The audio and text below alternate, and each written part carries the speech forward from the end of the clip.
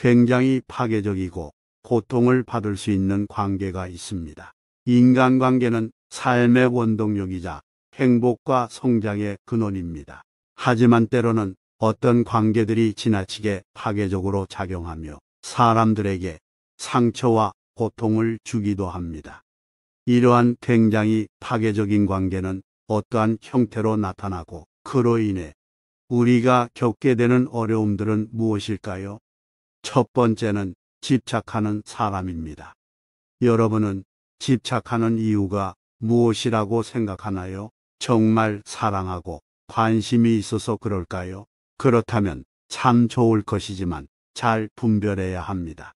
집착을 해줘서 내가 즐겁고 행복하다면 그것은 가치가 있고 즐거운 일이지만, 그러나 누군가의 과도한 관심이 나에게 부담이 되고 스트레스가 된다면 괴로움만 가중될 뿐입니다. 특히 사람에게 집착하는 것은 아주 위험한 심리 상태임을 알아야 합니다. 안타까운 점은 본인만 그것을 모르고 있을 뿐이라는 사실입니다. 이런 문제는 내가 아니라 그 대상이 받아들이는 실제 마음이 중요합니다. 약하게는 부모가 자식에게 집착하지 않는다고 말하지만 집착하는 경우가 있고, 부부간에 서로 집착하지 않는다고 하지만 집착하는 경우도 있다는 겁니다. 하지만 사회에 나서서 또 달라집니다. 먼저 우리가 카톡이나 연락처만 봐도 굉장히 많은 사람들이 연결되어 있습니다. 그 중에서 집착이 변질되어 나르시시스트나 소시오패스가 주위에 있을 수 있다는 겁니다. 나르시시스트란 자기애성 성격 특성이 있는 사람을 뜻합니다. 그 자기애적 성격이 건강한 수준에 가까운 사람도 있고, 정신병적 수준으로 심한 자기애성 성격 장애를 가진 사람도 있습니다. 일종의 장애로 말합니다. 이건 자기 집착을 넘어 타인을 파괴하는 모습을 보이기 때문에 확실하게 선을 긋고 정리해야 합니다. 한번 휘둘리기 시작하면 끝도 없습니다. 나르시시스트는 지배 욕구가 강해서 타인을 통제하려고 적절한 선을 못 지키고 위선적이고 책임 회피를 하는 등 여러 성격과 특징이 있습니다. 서로에 대해 아직 잘 알지도 못하는 사이인데, 나르시시스트는 관계 초반부터 과도한 칭찬과 관심을 주는 식으로 상대의 마음을 사로잡으려고 합니다. 예를 들면 나르시시스트는 자신의 SNS에 상대를 공개적으로 칭찬하면서 친분을 과시하는 글을 올립니다. 물론 이미 서로 친한 친구 사이거나 일방적인 팬의 관계인 경우 이상할 게 없지만, 문제는 아직 서로에 대해 잘 모르는 상태임에도 이런 행동을 한다는 것입니다. 깊이 있는 관계에서 할 법한 관심과 애정의 표현을 나르시시스트는 단지 상대를 사로잡기 위한 목적으로 관계 초반에 퍼붓는 것입니다. 그렇다면 왜 이런 행동을 할까요? 첫 번째, 내면의 무능감이나 열등감, 부적절감이 자리 잡고 있기 때문인데, 일종의 방어 수단이라고 합니다. 자신을 과대하게 표현하고 관계에서도 완벽하다는 걸 느끼고 싶어서 그런 행동을 합니다. 공개적으로 자랑을 할 때 자신의 가치 역시 상승하는 것 같은 느낌을 받기 때문입니다. 하지만 이렇게 관심과 애정 공세를 펼치는 등의 시기에 유효기간이 있다는 겁니다. 상대방이 과도한 애정 공세에 속아 완전히 넘어왔다 싶으면 정복감을 만끽한 나르시시스트는 더 이상 상대에게 예전과 같은 관심과 애정을 주지 않으며 오히려 상대를 비하 경멸하고 냉담함을 보이다가 상대를 버리고 떠나버립니다. 이때 상대방에게 상처와 고통을 남깁니다. 굉장히 파괴적인 관계라고 할 수 있죠.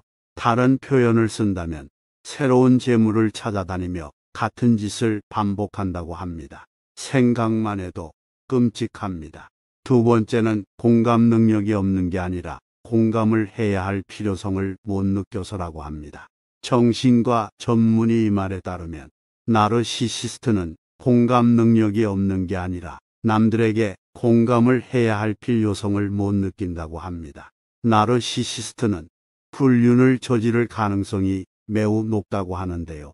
이들은 배우자가 받을 상처와 아픔에 대해 사이코패스처럼 아예 공감을 못하는 게 아니라 공감할 필요성을 못 느낀다고 합니다. 본인의 불륜으로 인해 배우자와 가족이 받을 마음의 상처는 충분히 이해하고 공감할 수는 있지만 그것보다 불륜을 저지르며 느끼는 짜릿한 쾌락이 훨씬 더 중요하기 때문에 나르시시스트는 불륜을 안 할 이유가 전혀 없는 것입니다. 나르시시스트는 타인의 생각이나 감정에 별로 관심이 없고 오로지 남들이 나를 어떻게 보는지에 대해 서만 과민하게 신경을 쓰는 부분도 큽니다. 그래서 타인이 본인을 무시하거나 깎아내린 게 전혀 아님에도 불구하고 조금이라도 나르시시스트 자신이 기대한 만큼 상대가 대우해주지 않는다는 느낌을 받으면 분노감을 크게 느낍니다. 나르시시스트 내면에 잠자고 있던 무능감과 부적절감이 자극되었기 때문이라고 합니다. 세 번째로 타인이 자기를 시기, 질투한다는 피해의식에 사로잡혀 있습니다. 본인이 받아들일 수 없는 욕망이나 감정, 잘못 등을 타인에게 덮어씌우는 방어 기제가 강합니다.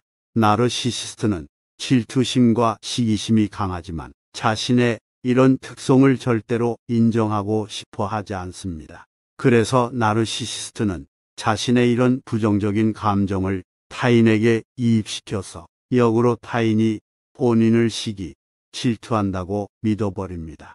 바로 이러한 방어기제 때문에 나르시시스트는 타인이 자신을 모함하고 해코지할 거라는 병적인 피해의식을 가지고 살아갑니다. 네 번째, 사람의 급을 나눠서 착취적인 관계를 맺는 것을 잘합니다. 나르시시스트는 다른 사람과 관계를 맺을 때 인간적인 공감과 친밀감으로 바탕으로 하는 게 아닙니다. 자신보다 더 많은 부와 명예, 권력을 가진 화려한 사람들을 보면서 부러워하고 그런 사람들하고만 인맥을 형성하려고 합니다. 다른 사람들을 볼 때 외적인 조건으로 소위 급을 나누는 경향이 있어서 강한 사람에겐 약하고 온순한 태도로 약한 사람에겐 강하게 대하는 태도가 매우 심합니다. 깊이 있는 진실한 관계를 맺지 못하고 착취적이고 피상적인 관계만 맺습니다. 또한 나르시시스트는 본인이 인간의 급을 매겨서 보기 때문에 다른 사람들도 전부 다 그런 식으로 급을 나눠서 평가할 거라고 오래 생각합니다. 이것이 그들이 외적인 조건에 매우 집착하는 이유가 됩니다. 마지막으로 가짜 자아와 병적인 거짓말입니다. 나르시시스트는 병적인 거짓말을 일삼습니다. 굳이 거짓말을 하지 않아도 되는 상황에서조차 그들은 거짓말을 하여 관계를 파국으로 몰고 가는 경우가 많습니다. 나르시시스트는 병적인 거짓말을 하는 이유는 그들 자신이 허구의 캐릭터, 즉 가짜 자아이기 때문입니다. 나르시시스트는 자기가 꾸며낸 환상 속에서 살아가는 존재라고 합니다. 나르시시스트가 살고 있는 현실 세계란 사실과 픽션의 구분이 모호한 세상입니다. 타인의 관심을 끌어 자신의 목표를 달성할 수만 있다면 그들은 아무런 죄책감 없이 허구의 이야기를 만들어 타인을 속일 수 있는 능력이 있습니다. 실제로 나르시시스트들 중에는 반사회적 성격장애의 일종인 리플리 증후군을 앓는 사람도 있습니다. 리플리 증후군이란 현실 세계를 부정하고 허구의 세계만을 진실로 믿으며 상습적으로 거짓된 말과 행동을 일삼는 반사회적인 인격장애를 말합니다. 더 무서운 사실은 거짓이 탄로날까봐 불안해하는 단순 거짓말쟁이와 달리 나르시시스트는 자신이 꾸며낸 거짓을 진실이라고 믿는다는 점입니다. 머리가 그다지 좋지 않은 나르시시스트는 본인조차 과거에 했던 말을 까먹고서 말의 내용을 바꾸는 일이 비일비재하지만 나르시시스트는 그런 오류 따위는 되념치 않을 만큼 낯이 두껍습니다. 그들은 자신의 무능하고 불안정한 자아를 철저히 감추고자 외부에 부풀려진 거대한 자아를 전시하며 그것도 거짓말이든 불사하는 경향이 큽니다. 집착도 자신의 성공을 이루기 위한 것이고 모든 것이 계획적이며 심지어 꾸며낸 이야기가 진짜라고 믿는 사람이 있다는 것에 놀라셨나요? 두려울 수도 있고 주위에 비슷한 사람이 있다고 생각될 수 있습니다. 이미 상처받았거나 애매한 상황일 수 있겠는데요. 대처할 수 있는 방법과 역으로 상처를 주는 방법에 대해서 알아보겠습니다. 나르시시스트들은 여러 방법으로 상대를 조종하려 듭니다. 따라서 조종을 허용하지 않으면 됩니다.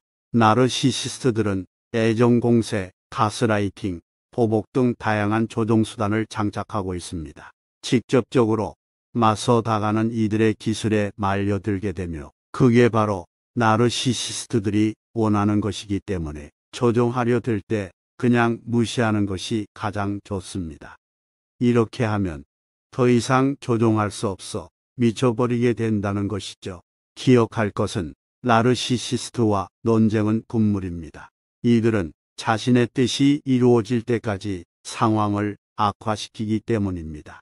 정상적인 방법의 보복은 나르시시스트들에게 통하지 않지만 상대방이 털어버리고 잘 살아가는 모습을 보면 상처받는다고 합니다. 두 번째는 상대방의 행복한 모습은 나르시시스트에게는 극심한 고문이 됩니다. 나르시시스트들은 진정한 행복을 절대로 누리지 못한다고 합니다. 그들에게는 행복을 누릴 능력이 없기 때문입니다.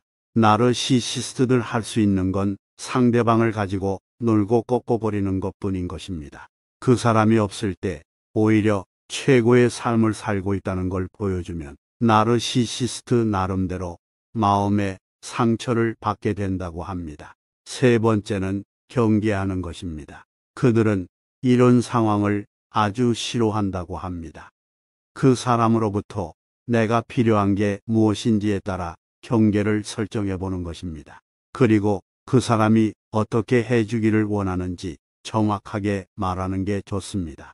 그리고 그걸 받아들일 것과 허용하지 않을 것에 대한 솔직한 얘기를 하면서 경계하는 것입니다. 다른 사람들에게 내 사진 공유하지 마. 소리 지르면 너하고 얘기 안 할 거야. 나한테 욕하면 그 즉시 대화는 끝나는 거야. 너하고는 아이들에 대해서만 얘기할 거야.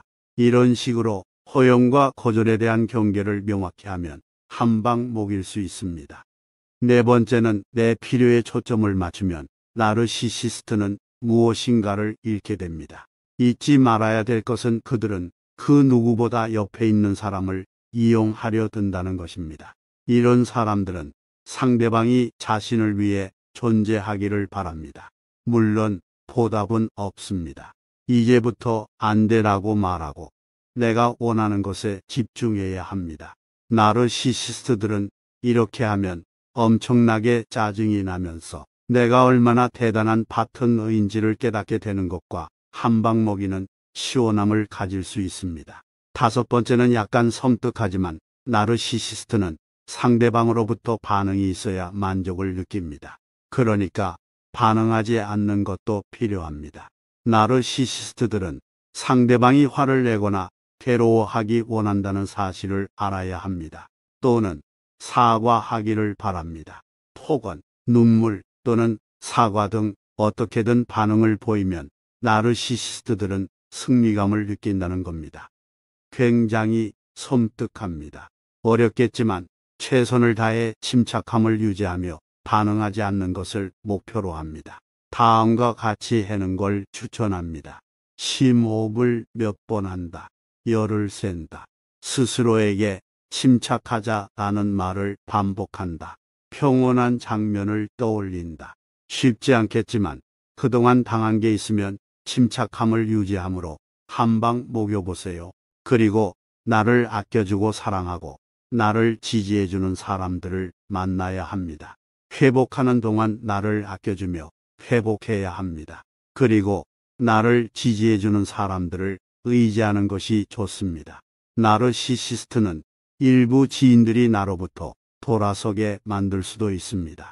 이 경우에 마음이 많이 아프겠지만 나와 상관없는 일이라고 생각해야 합니다. 결국에는 그 사람들도 나르시시스트였다는 걸 깨닫게 될 것입니다. 그동안은 나의 진심을 알아주는 사람들과 어울리는 것을 목표로 합시다. 마지막으로 연락을 끊는 것이 좋습니다. 점차 끊어가든 어떻게든 연락을 끊는 것이 좋습니다. 나르시시스트는 소통의 줄을 이용해 교묘하게 삶 속으로 다시 들어오려 할 것입니다. 반면 연락이 되지 않으면 상대방을 잃었다고 느끼게 됩니다. 전화와 소셜미디어에서 모두 차단하고 그 사람이 갈 만한 장소를 피하는 게 좋습니다. 기억해야 될 것은 이렇게 하면 향후 애정 공세를 펼칠 가능성이 큽니다. 아마도 처음 관계를 시작할 때처럼 애정 공세를 펼칠 것입니다. 상대방이 다시 자신에게 빠지기를 희망하는 거죠.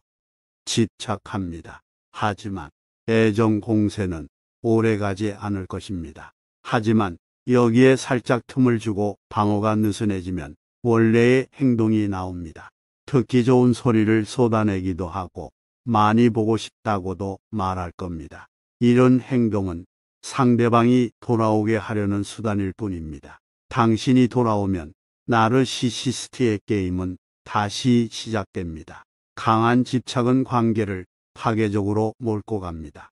그리고 그 중에는 나르시시스트와 같이 내 삶을 망가뜨리고 내 삶을 사라지게 하는 사람도 있을 수 있습니다. 그들은 내 삶을 거침없이 파고 들어오기 때문에 그들의 패턴을 잘 알고 있는 것도 중요합니다. 가능하면 이런 사람을 만나지 않길 바라지만 그렇지 않은 경우를 대비하는 것도 중요하다고 생각합니다. 좋은 관계가 가득하길 바라며 오늘도 지혜 한 모금이었습니다.